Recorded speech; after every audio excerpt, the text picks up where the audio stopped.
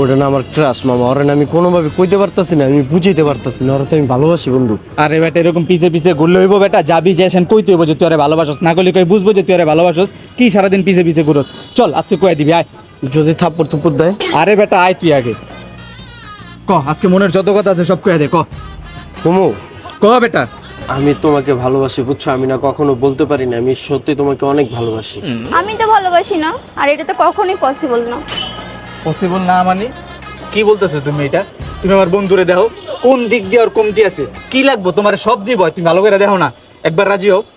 আমি তো তোমাকে ভালোবাসি। তুমি আমাকে ভালোবাসো? তুমি ওরে ভালোবাসো মানে? আরে তোমার কি লাগবে তুমি আমারে কও না, আমি তোমারে ভালোবাসি তো।